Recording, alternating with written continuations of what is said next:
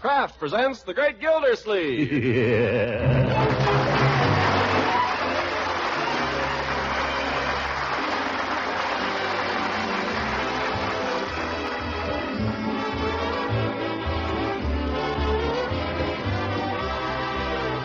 The Kraft Cheese Company, makers of Parquet margarine and a complete line of famous quality food products, presents Harold Perry as The Great Gildersleeve.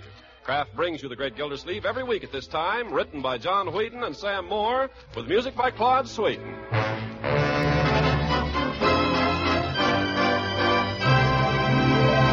We'll hear from The Great Gildersleeve in just a moment.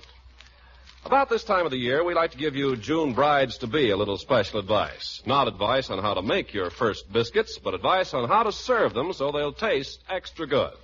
Just try spreading them with delicious Parquet margarine.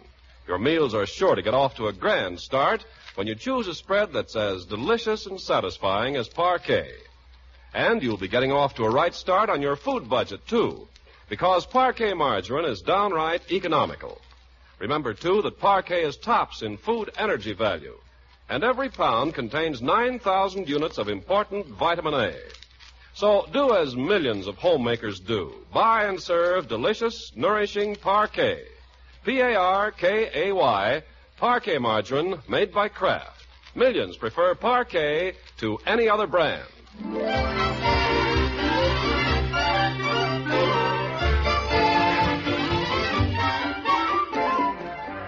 Now let's see what's happening to the Great Gildersleeve. We find him opening his morning mail, and among the circulars from plumbers, investment houses, and people who want to sell him a used car is a letter postmarked Wistful Vista. Well, Wistful Vista. Is it from Fibber McGee, Uncle Mort? I suppose so, Leroy.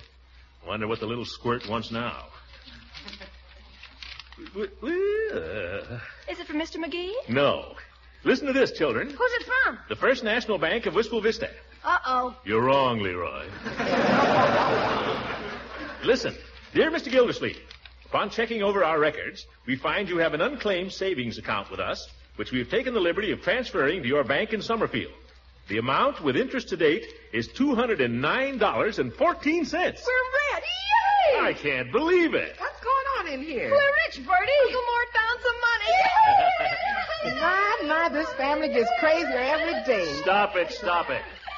Now, we're not rich, Bertie. We never will be. You don't have to tell me, Mr. Gildersleeve. I gave up long ago. But apparently I have come into a little money. Where are you going, huh? I'm going to call Mr. Todd at the bank. Going to ask him if the money's come in. This might be McGee's idea of a joke, you know. Some joke. No worse than some of the... Oh, hello, Mr. Todd there. Mr. Gildersleeve. But if it is a gag, I'll take that little twerp McGee and squeeze $219.14 right out of his ears. Hello, Mr. Todd. I want to find out if you've received a deposit from my account this morning from... You did? That's right, $209.14. Thank you. Stop it, you'll shake down the house. What are you going to buy with all that money, Unc? Well, I'm going to think it over. And in order to think, I need to be alone. And to be alone, I need a cigar. See you later, children. Oh, that isn't fair.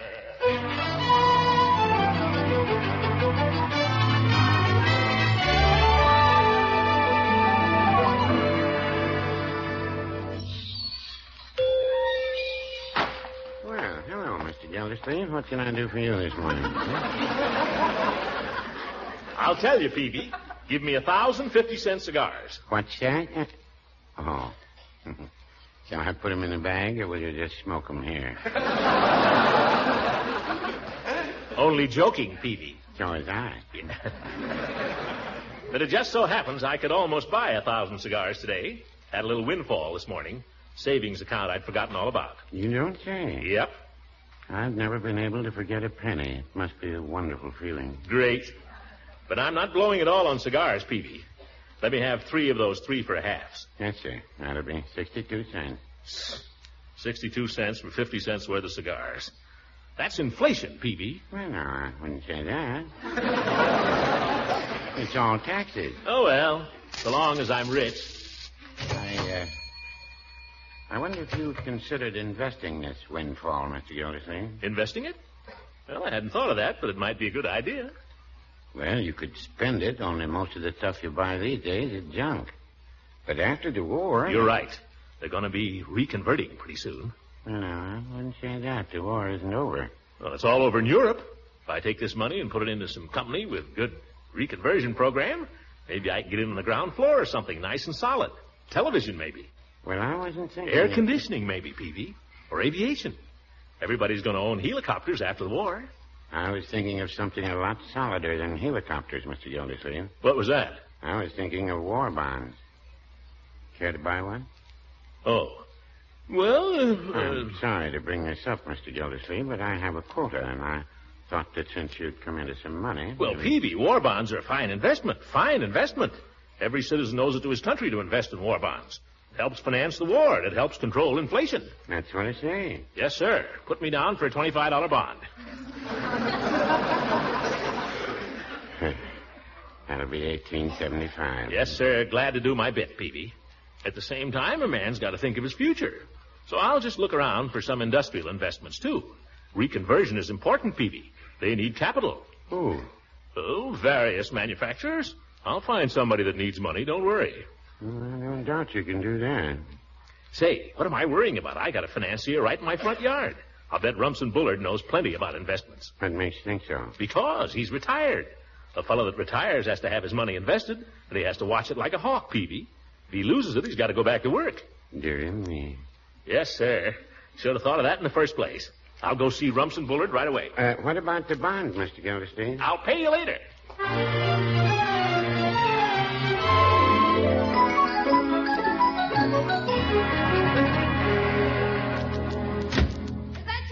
Yeah, it's me. Oh, boy, I've decided what I want to buy, Unc. Don't pay any attention to Leroy, Uncle Mort.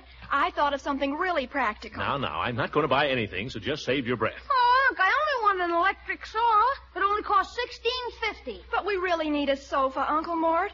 I'm absolutely ashamed of ours every time Marshal Bullard comes over. I didn't come home to argue with you children, and I'm not going to spend the money on fripperies. I'm going to invest it. Will you get out of my way, please, Leroy? Me? I'd like to go upstairs and put on a clean shirt if you'll permit me. For corn's sake, you just got dressed. Well, I'm going over and see Mr. Bullard for a minute, and I Uncle Mort, the furniture in this house is awful. The couch isn't fit to sit on alone, even. The discussion is closed, Marjorie. Well, I don't see why you should change your shirt just to go to see Mr. Bullard. You ought to see what he's got on. I'm not changing it for him, Leroy. I just didn't notice when I dressed this morning how worn this shirt was. What's Bullard got on? An old pair of pants like the ones you gave the clothing drive. And a dirty old sweater. Is he doing some work in the yard? No, he's just knocking a golf ball around out behind his house. Golf ball? Well, that ought to be easy. I guess I won't change my clothes after all.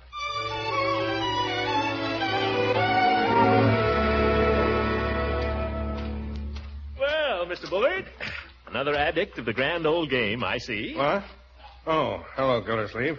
You play golf? Do I play golf? I'm afraid I'll have to plead guilty. Nice putting stance you've got. Ernie Trafton taught it to me. He's the pro at the Stony Meadows Club out on Long Island. Oh, yes, I've heard of him. Is that where you played back east? Mostly. That was my home club. Most of my friends played there. A lot of Wall Streeters, I presume. Wall Streeters? Well, I imagine most of your friends were big stock market operators, weren't they? Oh, no, just ordinary businessmen. Want to try a couple of putts? Oh, thanks. I guess you've played the market in your time, haven't you, Mr. Bullard? Well, I fooled with it a little. Well, it's bad medicine. Go on, hit the ball. The hole is that tin right over there. Well, that's pretty clever. That little tin. Oh, yes, sir. But as I was saying, I'm thinking of reinvesting some of my investments. Some of my funds, Mr. Bullard, and I just thought that maybe as an old market manipulator, you might know a little inside information you'd be willing to pass along to a neighbor. Well, I'll give you a tip. I'm listening, Mr. Bullard. Put your money in war bonds. And if you're not going to hit the ball, give me back my putter. Well, I might as well putt. Not bad. Wait, I'll drop another ball and see if I can beat you. There. Now. We're about even. No, I think you're a little better. You were with United Refrigeration, weren't you, Mr. Bullard? With them for 20 years, yes. I was wondering, what would you think of United Refrigeration as an investment? Gildersleeve, take my advice and stay out of the market. It's no place for amateurs, as I found out myself. You'll never convince me you're an amateur, Mr. Bullard. I'm not even that now. I'm out of it. Well, that is practically out of it. I knew it. You've still got an interest in the company, haven't you? Well, naturally. Tell me, they'll be reconverting one of these days, won't they? Of course they will. Well, that is, I suppose they will. I haven't any inside information. Oh, no? Thanks very much, Mr. Bullard. But what... A word to the wise is sufficient. But don't worry, I won't tell anybody else.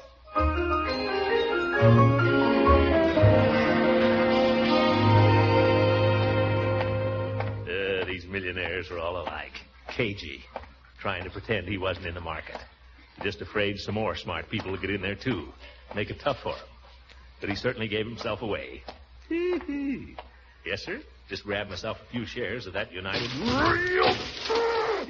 Leroy! Confound that kid. I don't know how many times I've told him not to leave that bicycle on the side. Call me, Unc? Get this bicycle off the walk. It almost broke my neck just now. Can I leave that there? Sorry, Unc. I'm tired of hearing you say that, Leroy. Well, there goes my electric saw. Darn the luck. Why did he have to trip over it? Gosh, if I found $200 practically lying in the street, I'd buy stuff for everybody. Expensive stuff, too. I'd buy everything I saw in Hogan's department store window. I won't be able to get all this furniture immediately, but if certain plans work out... Oh, Unky, darling. Furniture. Now, my dear, there's nothing certain yet. Of course, it isn't certain the sun will rise tomorrow either. How soon will you know? Won't take very long if my calculations are correct. There might be a waffle iron for you, too, Bertie. Mr. Gillsleeve, if you buy me a waffle iron, I promise you won't regret it. Yeah, I know that, Bertie. Waffle iron. And if everything goes well, I might even get Leroy that electric saw. But don't tell him I said so. Hee-hee, the old son of a gun. Well, I'll play along with him.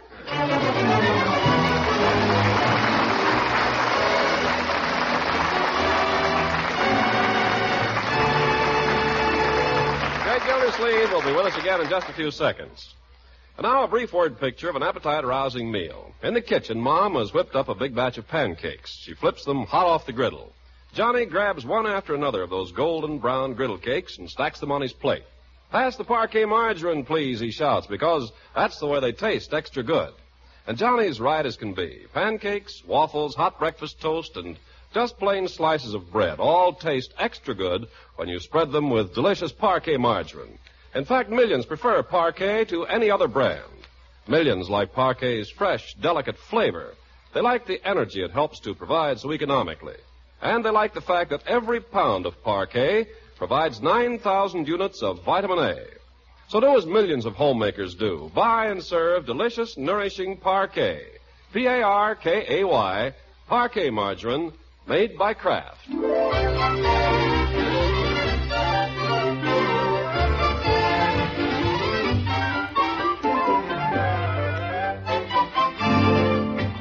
Now let's get back to Gildersleeve. Gildersleeve, the financier. For 3 days, he's been following the ups and downs of the stock market, and he's been like a kid on a roller coaster.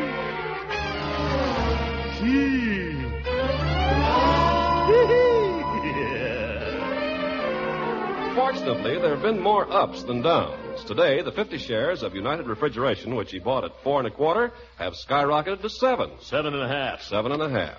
Now, when Gildersleeve gets hold of a good thing, he's not a man to keep it to himself. So when he sees his next-door neighbor, Mrs. Ransom, going by, he runs to the window and hollers. Leela! Leela, where are you going? Oh, hello, Throckmorton. Wait a minute, I'll be right out.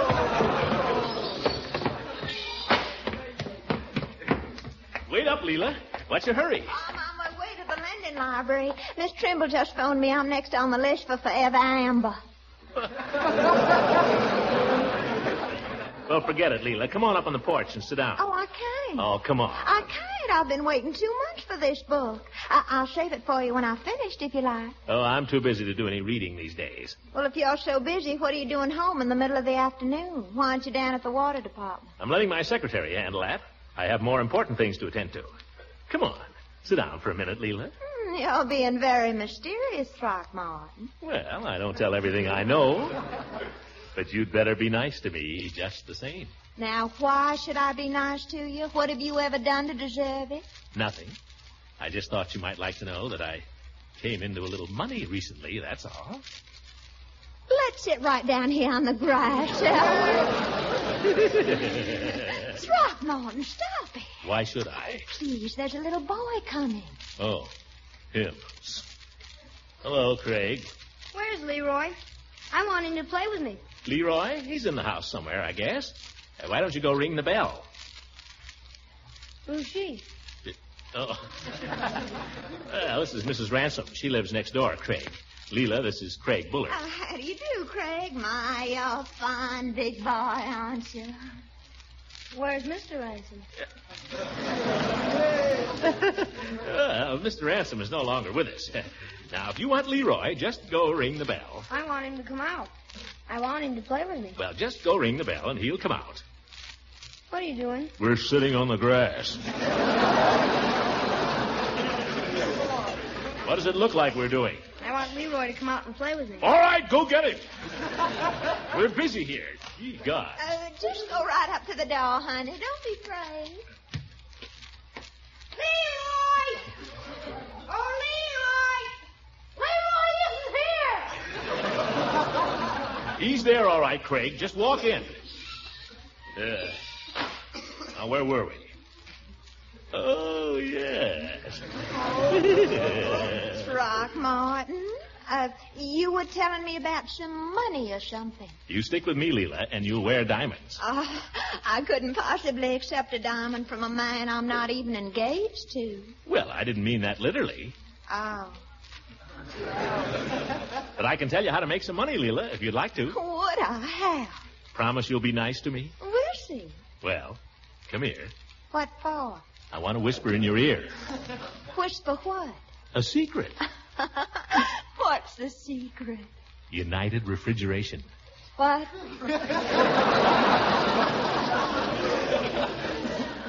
United Refrigeration, Leela. It's a stock. I bought 50 shares at 4 1/4 3 days ago, and already it's up to 7 1/2. Is that good? Good? If it keeps on at that rate, Leela, I figure in 4 months it'll reach 132. That's where I sell. And make a tidy little profit. I think it's so exciting. I've always been dying to make some money in the stock market, but my husband, Beauregard, he was always so conservative. All he left me was some little old municipal bonds. You know what I'm going to do. I'm going to sell them and buy what you've got. And you know what I'm going to do, Leela? I'm going to collect a little broker's fee right now. Throckmorton, let go, silly. Here comes Judge Hooker. Oh? Well, a little gambling on the green, huh? You mind your own business, Horace. Oh, Horace, I'm so glad you're here. After all, you're my attorney. You need one? Well, I suppose I ought to consult you as long as you're here. You know those little old municipal bonds that Beauregard left me? Sound as the rock of Gibraltar, Leela, and not a thing to worry about. Yes. Well, I've decided to sell them. What? I'm going to sell them and buy some stocks, the kind that Throckmorton has. Leela, are you crazy? Now, just a minute. Gildersleeve knows absolutely nothing about the stock market. Listen, Why, people go around making such a mystery out of the stock market. It's as simple as ABC, Judge. Just buy when it's low and sell when it's high. That's all. Huh. How do you know when a stock's going to go up? How do you know that it won't go down? Never mind how I know. I know, that's all. I bought 50 shares 3 days ago at 4 1/4, and already it's up to 7 1/2. What did you say was the name of the stock? Ha!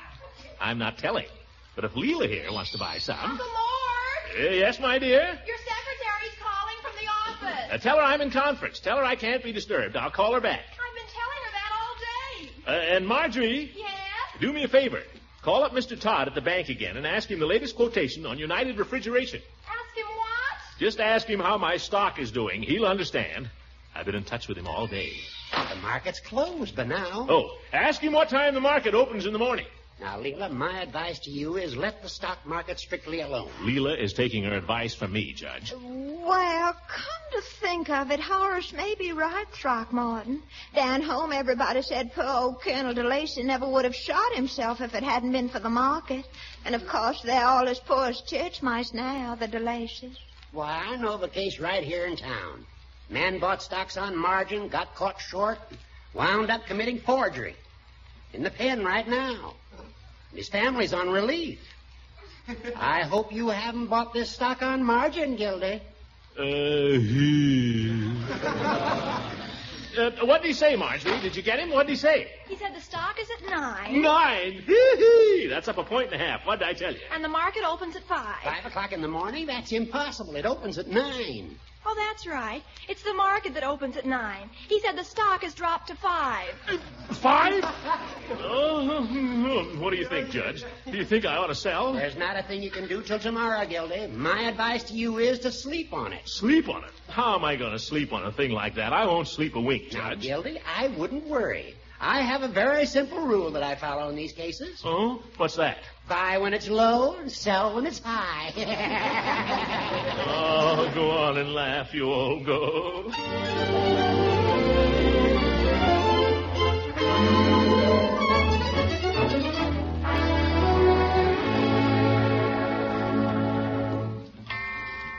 One, 2, 3, 4. 4 o'clock. I'll never get to sleep.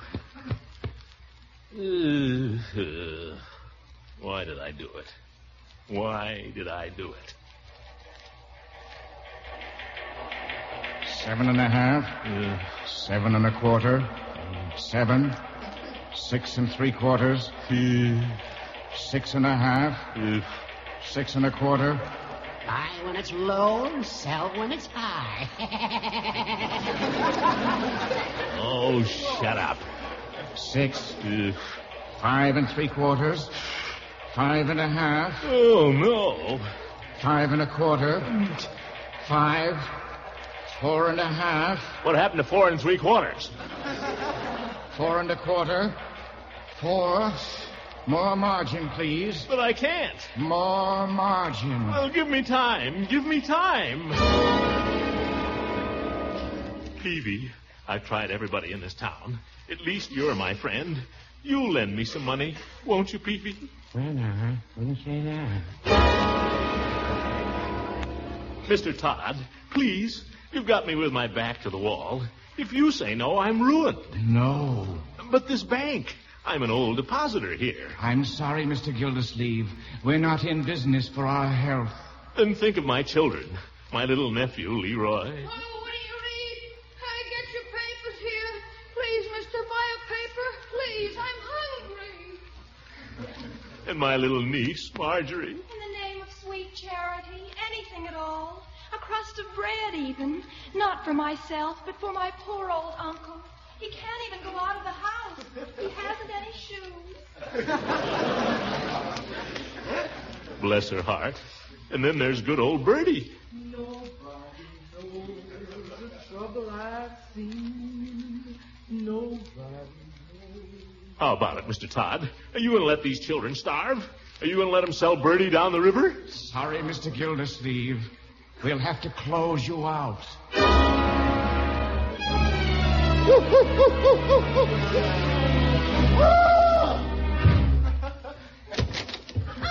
Holy smoke, what's the matter? Pete, what's it for? Uncle Lord Leroy, what's happened? Oh, it's all right. Unc just fell out of bed.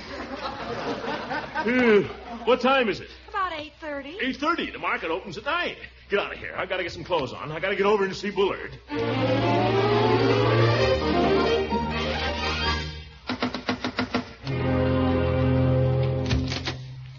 Oh, hello, Craig. Is your daddy in? Where's Leroy? Leroy is at home. Is your papa in? I want Leroy to come over and play with me. Look, Craig, I'm a little in a bit of a hurry. Yes, it's important. Is your father home? I want to see him. What do you want to see him about? Never mind what I want to see him about. Just go tell him I'm here. Someone at the door, Craig? A man. Yes. Oh, hello there, Gildersleeve. Run along, Craig, and go and finish your breakfast. Mr. Bullard, I don't know if you've heard, but United Refrigeration's dropped 2 points. Well, I thought you'd want to know. I mean, we got to do something. I mean, you've got influence. If you threw your support behind it when the market opens... what business is it of mine? Well, you own stock in it, don't you? United Refrigeration? I told you I got rid of all of that 2 years ago. As a matter of fact, I got rid of all my stock 2 years ago. But I thought... Yes, sir. I sold out all my holdings, and I put in every nickel I had into government securities. Government security? War bonds. And between you and me, I've never regretted it. No blood pressure when the market drops, no more indigestion, and I can sleep like a baby at night. Well, that's more than I can say. After all, I don't know where you're going to find a smarter investment, but then I don't need to tell you. Oh, no. No, indeed. Not us smart fellows. Well, thanks for the tip, Mr. Bullard. Thanks anyway. Got to be going now. Just thought I'd drop in and say hello. Look out there. I told Craig not to leave that there. Everywhere I go, bicycles.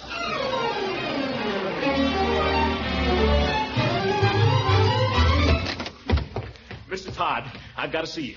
Well, Mr. Gildersleeve, feeling bullish this morning? I'm feeling terrible. I want to sell out. I want to dump all my holdings. You're sure you've considered this? All night long. Well, after all, you've only held the stock for 3 days. You don't have to run a horse all season to know when it's a dog. Oh, Miss Von Rath, what's the latest quotation on United Refrigeration? United Refrigeration opened at 4 1/4. That's just what I paid for it. Well, now, it might go up. It might go down. Sell it before I go crazy. Sell 50 shares from Mr. Gildersleeve's account. Now, might I ask you, Mr. Gildersleeve, if you're contemplating some other investment? You darn right I am. War bonds. A very wise choice. There's no sounder investment. How much shall I put you down for? Oh, no, you don't. I'm buying these from a place I can trust. Well, Mr. Gildersleeve, war bonds are war bonds, no matter where you buy them. Well, I'm not taking any chances. I'm buying mine at the drugstore.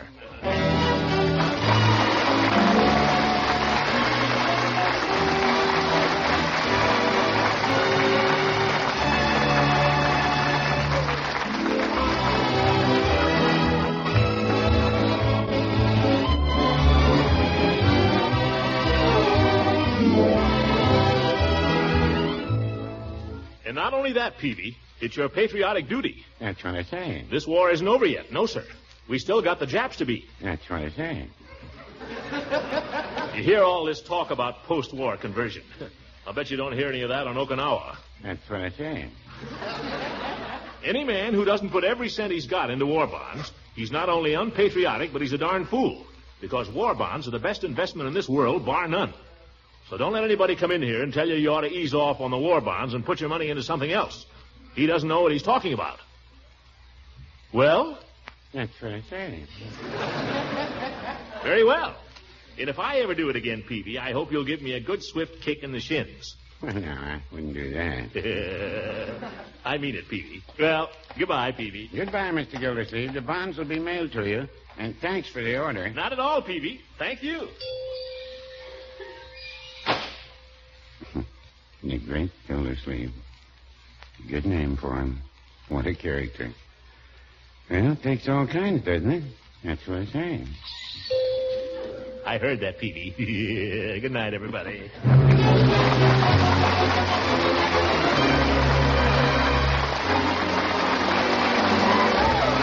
Music on this program was directed by Claude Sweet. This is Ken Carpenter speaking for the Kraft Cheese Company, makers of parquet margarine and a complete line of famous quality food products. Kraft invites you to listen again next week at the same time for the further adventures of the great Gildersleeve.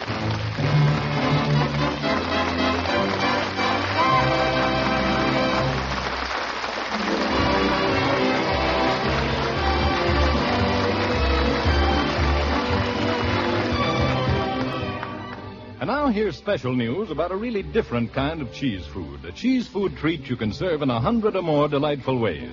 It's Pabst-ett, spelled Pabst-ETT. Pabst-ett, the delicious cheddar cheese food.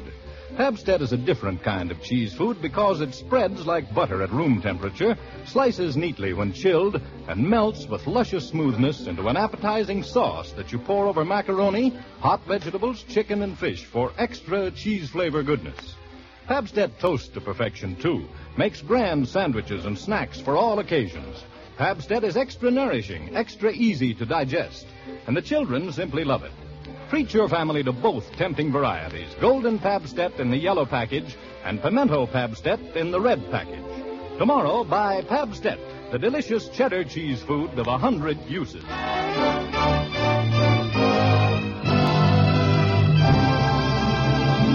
This is the National Broadcasting Company.